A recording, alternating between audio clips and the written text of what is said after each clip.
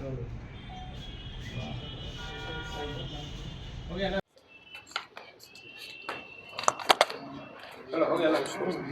नहीं रुके। ये 25 जून को जो सीसीएल के महाप्रबंधक कार्यालय के एक कर्मी के मोबाइल पर एक धमकी भरा मैसेज आया था और इसमें यह था कि भाकपा माओवादी के मनोज जी के नाम से एक थ्रेटनिंग दी गई थी कि आप 1 करोड़ रुपया दिए लेवी के रूप में भाकपा माओवादी संगठन को।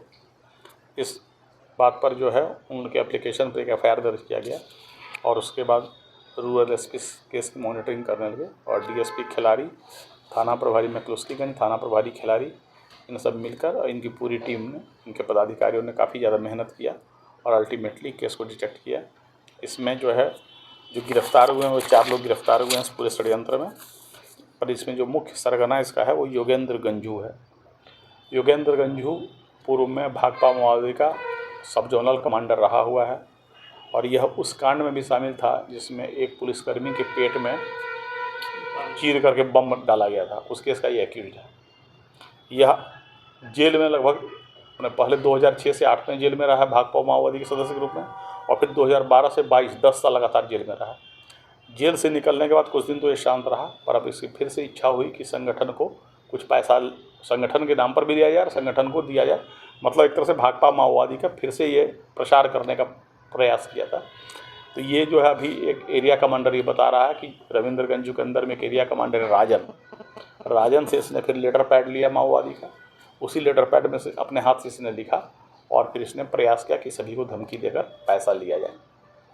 तो ये भाकपा माओवादी की गतिविधि को फिर से आरंभ करने का प्रयास था लेकिन आरंभ में ही योगेंद्र गंजू जो पहले पवन जी के नाम से जाना था गिरफ्तार हो गया और इसको मोबाइल देने में, दिलाने में, सीसीएल वालों का नंबर देने में जो भी षड्यंत्र में शामिल थे उसमें 3 आदमी और गिरफ्तार हुए हैं।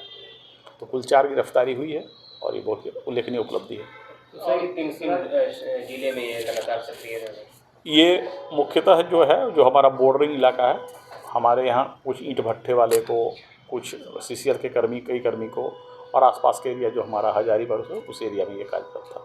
अब जो 3 और है जो नंबर वगैरह प्रोवाइड करवाया उसका क्या सर इसमें पहले भी मतलब उन लोगों ने ही षड्यंत्र बनाया कि ये भाकपा माओवादी का है तो कोई आदमी तो चाहिए। तो एक ने मोबाइल का सिम अरेंज किया, 10,000 रुपया देकर सिम खरीदा। इससे अर्थ है कि क्रिमिनल एक्टिविटी लोग के दिमाग में थी। दूसरे ने टारगेट बताया कि सीसीएल का कौन आदमी को आप नंबर दिलवाया और कुल मिलाकर ये आरंभ हो गया कि बीच में पैसा वसूली किया जाए। उन लोग का इस गंजू का 4 कांड में है वो भी यूएपी एक्ट का है ना। योगेंद्र गंजू जो बोले मुख्य सरगना है उसका 9 कांडों का आपराधिक इतिहास है। उसमें एक और अभियुक्त है जिसमें रेप केस में मनु गंजू रेप केस में 10 साल जेल में रहा है। तो 4 में से 3 का आपराधिक इतिहास है। और ये योगेंद्र गंजू पवन जी जो है मैंने कहा कि ये बता रहा है कि ये 2006 में माओवादी संगठन में शामिल हुआ।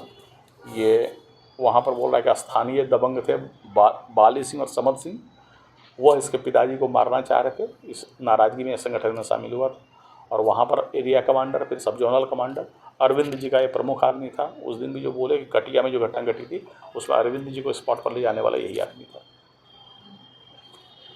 ठीक है।